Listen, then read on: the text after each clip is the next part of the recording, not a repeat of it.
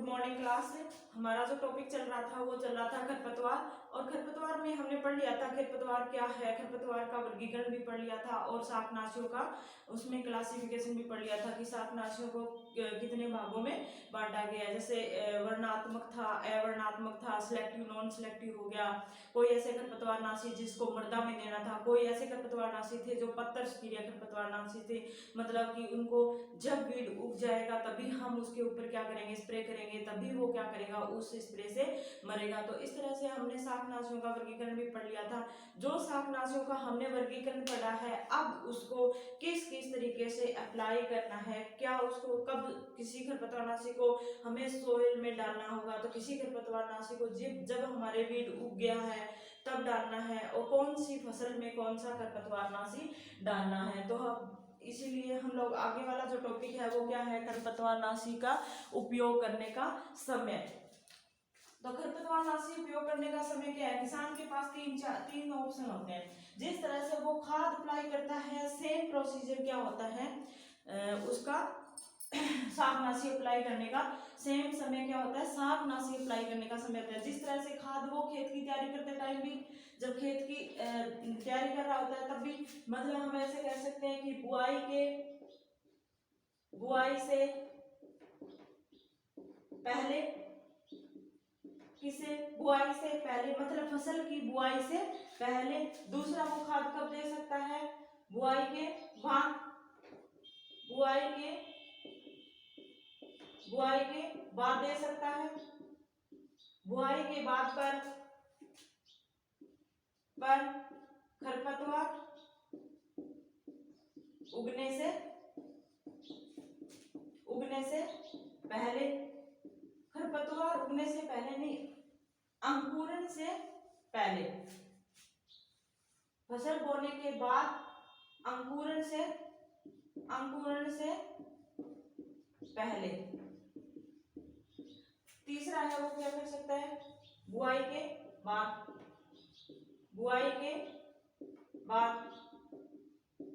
चौथा अप्लाई क्या कब करता है वो, ले बाई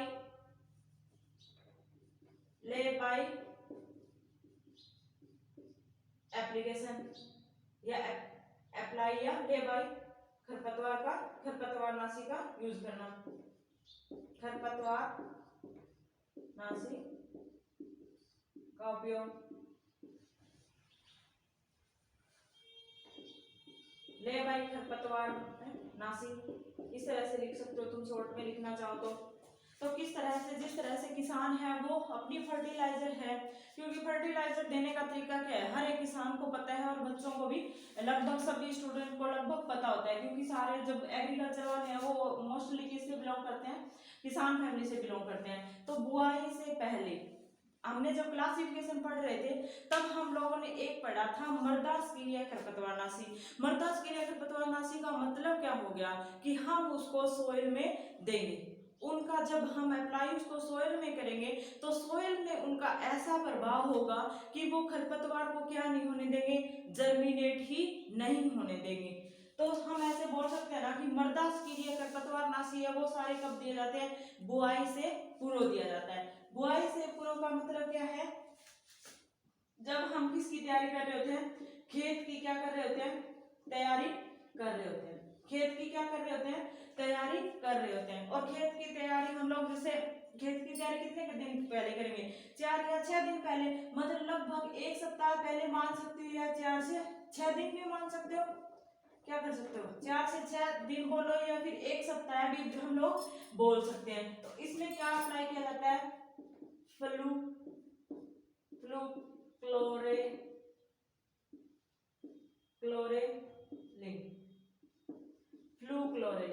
क्या अप्लाई किया जाता है, फ्लूक्लोरेलिन। हमें ऐसा भी बोल सकते हो ना, एलाक्लोर भी इस बुआई से पहले उपयोग कर सकते हैं, एट्राजिन भी हम बुआई से पहले उपयोग कर सकते हैं, और पेंडिमेथिलिन भी हम बुआई से पहले उपयोग कर सकते हैं। बुआई से पहले की बात करें तो किसको याद रखोगे, फ्लूक्लोरेलिन। पर हम अगर ऑप्शन में क्या हो, फ्लूक्लोरेलिन हो, तो हम क्या कर सकते हैं, फ्लूक्लोरेलिन ही करेंगे। पर हमें कह सकते हो ना कि एट्राजिन, सिमाजिन, ये सारे खरपतवारनाशी कैसे हैं, ये भी वैसे ही खरपतवारनाशी है, सोइल स्कीरिया, तो हम उसको भी बुआई से पहले दे सकते हैं। पर हम उन खरपतवारों को और कब दे सकते हैं, बुआई के बाद, है ना। किसान ने इस टाइम जब खेत की तैयारी की तब उसने खरपतवारनाशी उपयोग नहीं किए, उसके बाद उसकी आंखें खुली कि मैंने खरपतवारनाशी डाला ही नहीं तो मैं अब क्या कर सकता हूँ।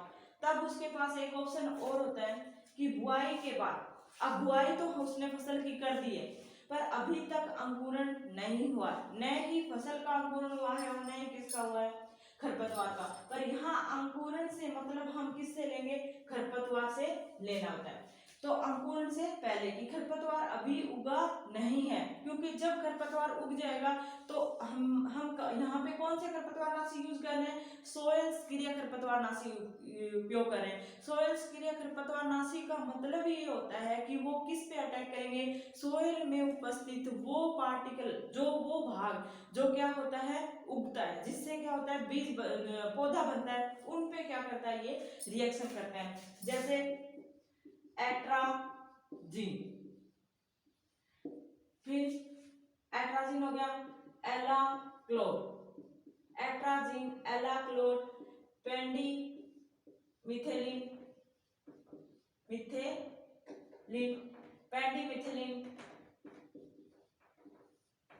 एट्राजीन, एलाक्लोर और पेंडिमेथिलिन है, वो कैसे हैं, बुआई के बाद और अंकुरण से पहले। अंकुरण का मतलब क्या हो गया कि इस तरह से समझो कि ये सारे खरपतवारनाशी है वो कौन से है, मृदा स्कीरिया खरपतवारनाशी है। और मृदा स्कीरिया खरपतवारनाशी का काम ही क्या है कि वो सोयल में पड़े खरपतवार के जो भी बीज है उनको जर्मिनेशन होने से क्या करेगा, रोकता है। तो क्या हमारे खरपतवार है वो उग गए तो इनका असर होगा, बिल्कुल नहीं होगा, तभी तो हम उसको ये शब्द यूज करते हैं।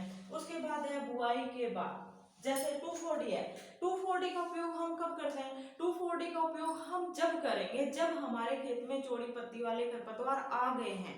चौड़ी पत्ती वाले खरपतवार क्या है, आ गए हैं। जैसे हमें सब ये चीजें हमने पढ़ ली है कि खरपतवार को हमारे खेत से 30 दिन के अंदर अंदर में क्या कर देना है, हटा देना है। चाहे तुम हैंड वीडिंग करो या फिर खरपतवारनाशी या शाकनाशियों का उपयोग करके खत्म करना है। तो हम इसमें ये कह सकते हैं ना कि खरपतवारों का उपयोग है वो बुआई के बाद, और खरपतवार बुआई के बाद जब खरपतवार उग जाए तब। जिस तरह से हमने 2,4-D पढ़ लिया था, 2,4-D पढ़ लिया था। इसके बाद हमने क्या पढ़ा था, आइसो प्रोट्यूरॉन भी पढ़ लिया था। उसके बाद हमने क्या पढ़ा था, आइसोप्रोट्यूरॉन भी पढ़ा था और 2,4-D भी पढ़ा था। ये किसके लिए था, चौड़ी पत्ती वाले खरपतवार के लिए था, और ये किसके लिए था, संकरी पत्ती वाले खरपतवार के लिए था।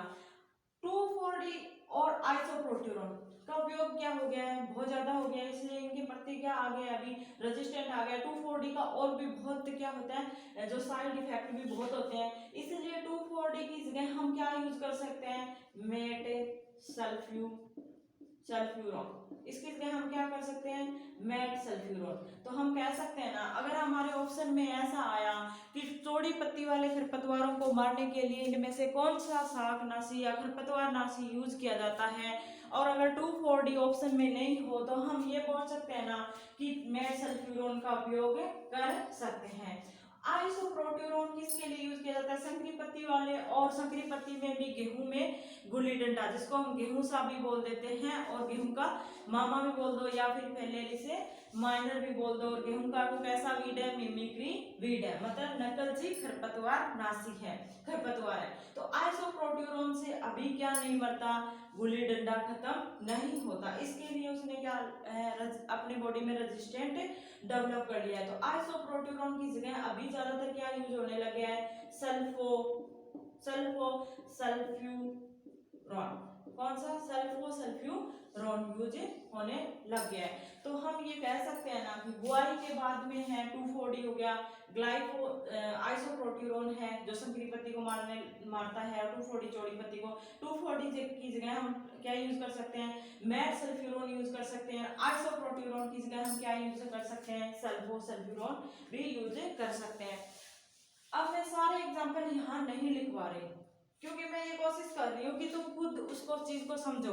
जिस तरह से मान लो कि तुम लोग ने मर्दास्क्रिय पढ़ा, तो मर्दास्क्रिय का मतलब ही वो या तो इसमें आएगा और या फिर इसमें आएगा, मतलब वो दोनों में आ सकता है। जैसे फ्लूक्लोरेलिन इसमें भी आ सकता है और इसमें भी आ सकता है, पर फ्लूक्लोरेलिन का जो इफेक्ट होता है ना, वो पहले उसको ज्यादातर लोग कब अप्लाई करना पसंद करते हैं, पेंडिमेथिलिन को भी लोग पहले ही अप्लाई करते हैं, ठीक है। ये वाला ऑप्शन है, इसको अंकुरण के बाद है ना फसल, मतलब जब सोइंग कर देते हैं तो किसान में कम रिस्क लेता है अप्लाई करने के लिए, तो वो इस टाइम जैसे हम प्रैक्टिकली रूप से देखेंगे तो वो या तो ये मेथड ज्यादा यूज कर रहा होता है या फिर वो ये मेथड, सबसे ज्यादा तो ये यूज हो रहा है। बाकी कभी कभार जैसे दलहनी फसल लगा रहा है, दाल वाली फसल लगा रहा है या तेल वाली फसल लगा रहा है, तब ये वाला मेथड वो यूज कर लेता है। तो बुआई के बाद हमने पढ़ लिया। अब हम तुम लोग ये चीजें अपने आप से पढ़ लियो, जैसे पैराक्वाइट और डाइक्वाइट तुम्हें पूछा जाए, ग्लाइफोसेट पूछा जाए, तो वो कैसे खरपतवारनाशी है, नॉन सिलेक्टिव खरपतवारनाशी है, हमें कब अप्लाई करना है, जब खेत में क्या आ जाए, खरपतवार आ जाए। तो हम कह सकते हैं कि वो सारे खरपतवारनाशी कैसे हैं, बुआई के बाद उपयोग करने वाले खरपतवारनाशी है। ये एक ऐसे ही चैप्टर दे रखा है, हालांकि तुम्हें इस चीज को जब क्लासिफिकेशन हमने पढ़ा था, जब हमने शाकनाशियों का वर्गीकरण पढ़ा था, तब तुम लोग उसको ध्यान से सुनोगे और पढ़ोगे, तभी तुम्हें ये चीज समझ में आ जाएगी। ले भाई खरपतवारनाशी का उपयोग है वो किस तरह से करेंगे, जब किसान खेत में क्या कर रहा हो, निराई गुड़ाई कर रहा हो, उसके लास्ट टाइम में वो क्या कर दे, खरपतवारनाशी का उपयोग कर दे, तब उसको क्या बोलेंगे, ले भाई खरपतवार का उपयोग, है ना। तो किस तरह से गेहूं में ऐसा किया जाता है, किसमें किया जाता है, गेहूं में, और वो किसके लिए, किसका यूज करते हैं, 2,4-D का यूज करते हैं, गेहूं में यूज किया जाता है, और किसके लिए, 2,4-D का यूज किया जाता है।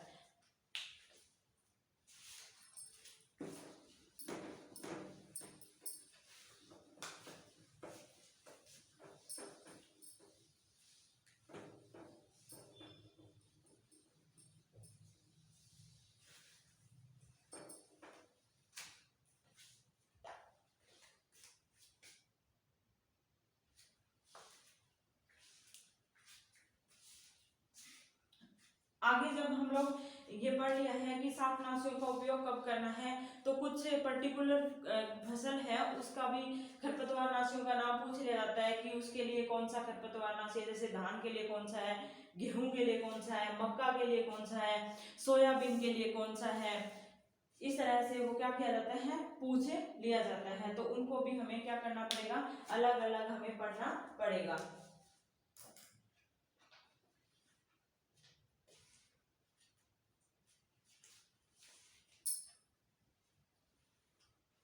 तो सबसे पहले हम किसका पढ़ेंगे, गेहूं में। तो गेहूं में खरपतवारनाशी है वो कौन कौन से टाइप के खरपतवारनाशी यूज किया जाता है गेहूं में। तो गेहूं में दो टाइप के क्या होंगे, खरपतवार होंगे। उसमें क्या हो गया,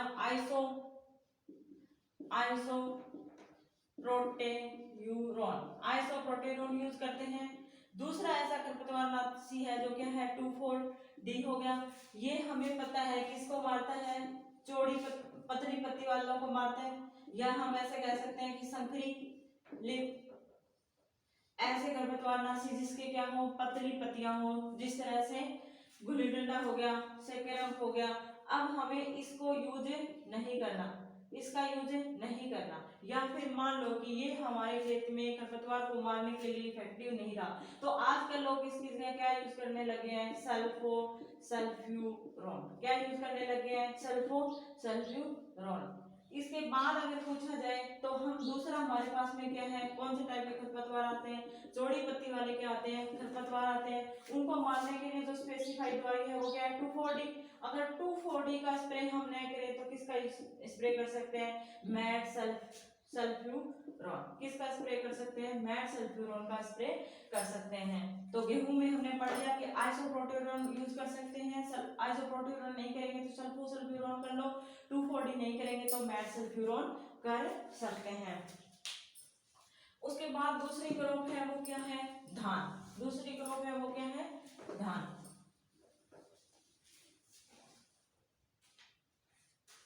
दूसरी क्रॉप में क्या है, धान।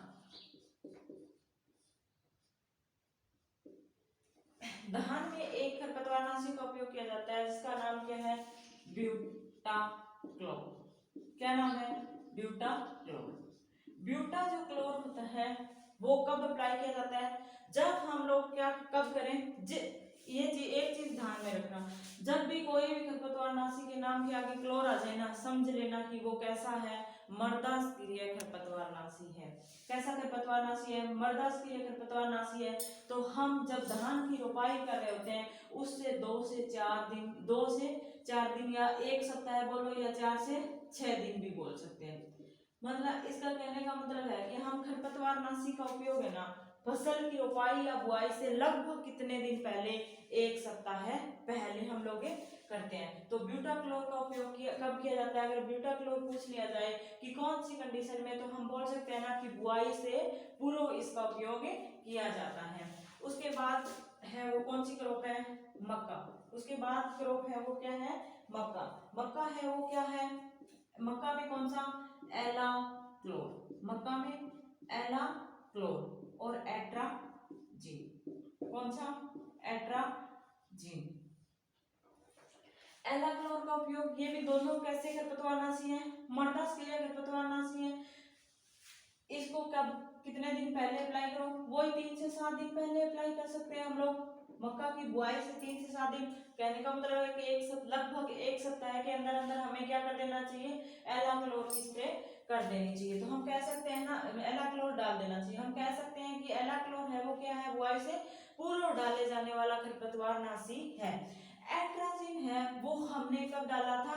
बुआई के बाद और अंकुरण से पहले। एट्राजीन का उपयोग नहीं करना चाहिए, क्योंकि एट्राजीन एट्राजीन हुआ, सेमाजीन हुआ, डाईयूरोन हुआ, वो ऐसे खरपतवारनाशी होते हैं जो क्या होते हैं? मृदा में उपस्थित जो भी हमारे माइक्रो ऑर्गेनिज्म है, जो बेनिफिशियल भी है, वो क्या है? उनको भी क्या कर देता है? ये जीवाणुनाशक भी है। ये खरपतवारनाशी के साथ साथ में ये कैसा है?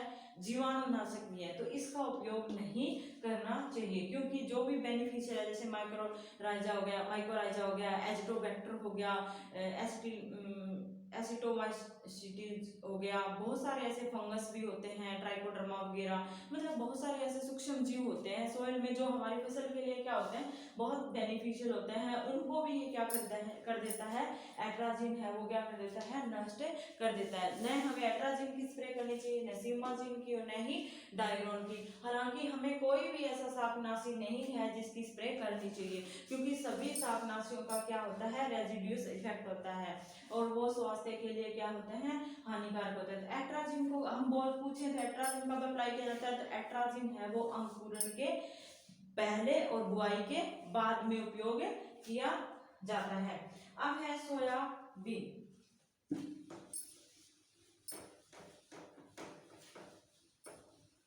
अब क्या है?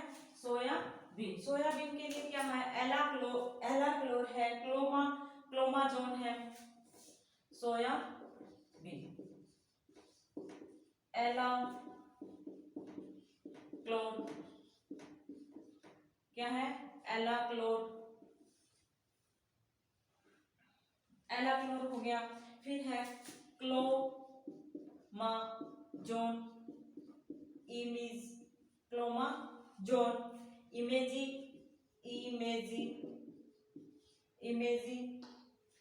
इमेजिथापायर। क्या है? इमेजिथापायर।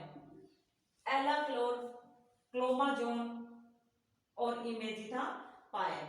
क्या है? इमेजिथापायर। एलाक्लोर का हमने पढ़ लिया था कि एलाक्लोर हमें कब डालना है? 3 से 7 दिन पहले डालना है। और क्लोमाजोन हमने नहीं पढ़ा कि ये क्या कब डालना है? अंकुरण से पहले। इमेजिथापायर है वो कब डालना है? जब हमारी फसल फसल में क्या आ जाए? खरपतवारनाशी आ जाए। तो हम सीक्वेंस से पढ़ सकते हैं ना कि एलाक्लोर है वो, अगर मान लो कि तुम सोयाबीन की खेती करते हैं हम लोग, जिस तरह से राजस्थान में तो सोयाबीन की खेती ज्यादातर नहीं होती है। क्या है? सोयाबीन की खेती राजस्थान में ज्यादा नहीं होती। जैसे हमारा साउथ वाला जो पार्ट है, जैसे उदयपुर वाला भाग है, ना, वहाँ पे सोयाबीन की खेती के लिए सुटेबल, जैसे सोयाबीन के लिए आर्द्र और नम वाला क्लाइमेट चाहिए होता है, तो वहाँ पे जो साउथ राजस्थान है उसमें हमारी ऐसी कंडीशन है, और नॉर्थ जो राजस्थान है या उसमें नहीं है, नहीं वेस्ट वाले में, वेस्ट वाले में तो बहुत सूखा है। हेलाक्लोर हमने पढ़ लिया था पहले, वो बुआई के 3 से 7 दिन पहले, हम ऐसा भी कह सकते हैं कि 1 सप्ताह पहले। क्लोमाजोन है वो अंकुरण वाली कंडीशन में करना है, मतलब बुआई के बाद और अंकुरण से पहले। इमेजिकाफायर है वो कब यूज किया जाता है, लगभग, मतलब जब फसल खड़ी है और फसल में क्या है, खरपतवारनाशी क्या आ गए हैं उसके बाद, मतलब बुआई के बाद और अंकुरण के बाद भी, फसल जब उग गई है, खरपतवार भी आ गया है, 2-4 पत्तियां खरपतवार की बन गई है, तब हमें, मतलब हम कह सकते हैं ना 20 से 30 दिन में हम क्या करना है, खरपतवारनाशी का कंट्रोल करना है, हम ऐसा बोल सकते हैं ना। सबसे ज्यादा इंपॉर्टेंट है इमेजिकाफायर, तो हम इसका कह सकते हैं ना कि इमेजिकाफायर है वो बुआई के, कैसा है, बुआई के बाद उपयोग करने वाला खरपतवारनाशी है। क्लोमाजोन है वो बुआई के बाद पर अंकुरण से पहले। एलाक्लोर है वो बुआई से पहले। तो सोयाबीन में कितने खरपतवारनाशी यूज किए जाते हैं, 3 खरपतवारनाशी है। सपोज करो किसान एलाक्लोर डालना भूल गया, जब वो खेत की तैयारी करा तो उसके पास ऑप्शन है वो क्लोमाजोन डाल दे। अगर क्लोमाजोन भी नहीं डाला तो वो उसके पास ये ऑप्शन है कि इमेजिकाफायर भी वो डाल सकता है। और ये क्वेश्चन 2-3 बार पूछा हुआ है अलग अलग एग्जाम में, इमेजिकाफायर, ठीक है। इमेजिकाफायर इस तरह से पूछा है कि सोयाबीन में ऐसा कौन सा खरपतवारनाशी है जिसका यूज हम लोग बुआई के बाद करते हैं, तो हम लोग बोल सकते हैं कि इमेजिकाफायर। उसमें 2 ऑप्शन दिए हुए हैं, ये वाले, ये नहीं दिया हुआ, तो हम लोग बोल सकते हैं ना इमेजिकाफायर है। अब है इमेजिकाफायर है वो मूंगफली में भी कर सकते हैं, मूंग में भी इसका उपयोग कर सकते हैं। इमेजिकाफायर है उसका मूंग में भी कर सकते हैं, उड़द में भी कर सकते हैं, मूंगफली में भी कर सकते हैं, मतलब दाल वाली फसल है उसमें कर सकते हैं।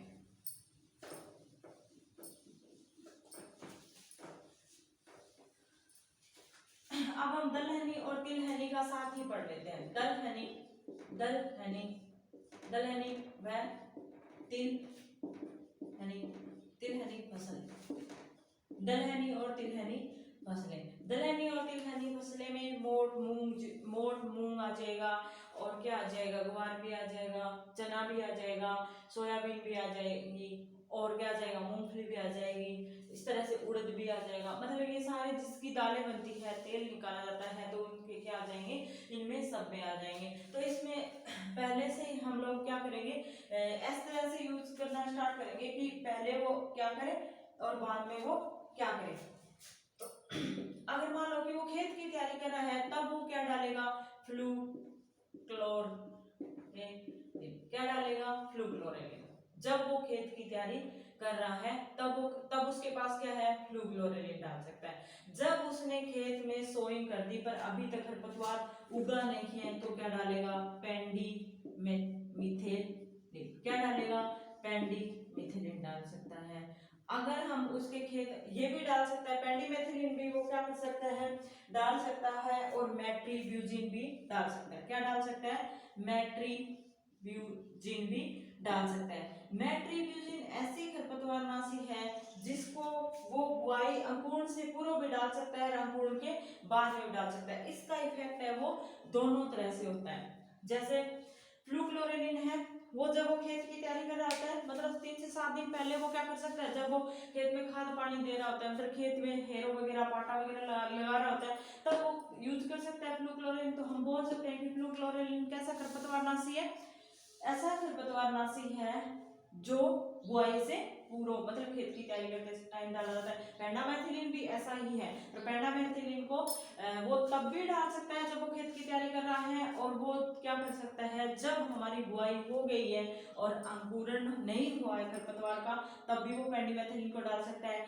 और मेट्रीब्यूजिन का क्या है, वो कब कब डाल सकता है मेट्रीब्यूजिन को, अंकुरण से पहले, मतलब इस वाले कंडीशन में भी डाल सकता है, और जब अंकुरण से पहले, जब वो फसल की बुआई हो गई, अंकुरण से अभी खरपतवार का अंकुरण नहीं हुआ है, तब भी वो डाल सकता है। उसके अलावा उसके पास ये भी ऑप्शन है कि मेट्रिब्यूजिन को वो तब भी डाल सकता है जब खरपतवार हमारे खेत में आ चुके, क्योंकि इनका इफेक्ट है वो दोनों तरह से काम करता है, मतलब अंकुरण से पहले भी और अंकुरण के बाद में भी मेट्रिब्यूजिन का उपयोग कर सकते हैं। तो ये एक ऐसा खरपतवारनाशी है जो वैसे तो इसको मतलब एक एग्जाम है, शायद एडीओ पता नहीं इस तरह से एग्जाम है, उसमें पूछा गया है। फिर भी हमें जब इमेजिथाफायर पूछ सकता है सोयाबीन का, जब पेपर थोड़ा सा लेवल टफ, जैसे 5-7 क्वेश्चन ऐसे आते हैं जो थोड़े टफ आते हैं, तो उसमें वो पूछ सकता है मेट्रिब्यूजिन, क्योंकि फ्लूक्लोरेनिन और पेंडिमेथलिन, अगर तुम्हें ऐसे पूछ लिया जाए कि दाल वाली फसलों में इनमें से कौन सा खरपतवारनाशी यूज किया जाता है,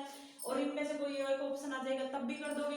अगर कोई दाल वाली, जैसे मूंग दे दिया, जैसे ग्रीन ग्राम है, चिकपी दे दिया, ब्लैक ग्राम दे दिया, अरहर दे दिया, तब भी तुम क्या कर सकते हो, तब भी तुम ये सोच लेना कि ये कौन सी फसल है, दाल वाली फसल है, और दाल वाले में इनमें से मैं यूज कर सकता हूँ। तो पेंडिमेथिलिन हो गया, फ्लूक्लोरेनिन और मेट्रिब्यूजिन हो गया। और मेट्रिब्यूजिन का उपयोग कहाँ कर सकते हैं, टमाटर में भी इसका उपयोग है वो क्या होता है, सेफ होता है। क्या होता है, टमाटर में भी इसका उपयोग क्या होता है, सेफ होता है मेट्रिब्यूजिन का। फिर है आलू। आलू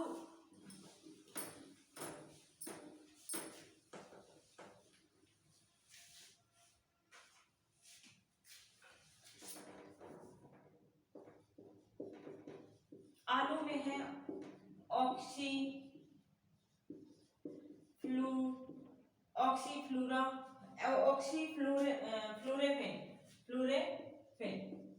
ऑक्सीफ्लोरेफेन। क्या है इसके लिए, ऑक्सीफ्लोरेफेन।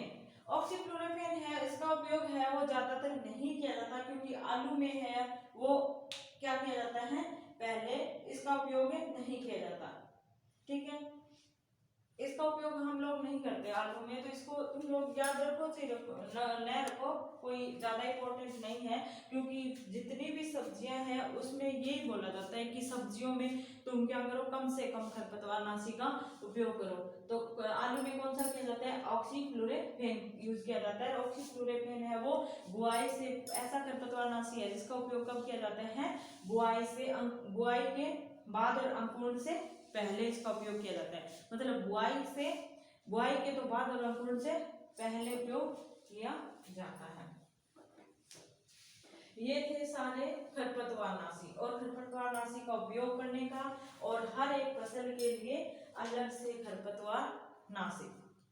तो इसमें हमें 2-3 टाइप के क्वेश्चन है वो पूछ सकते हैं। एक पेपर में मैंने बनाया है तो उसका हम डिस्कस करेंगे कल।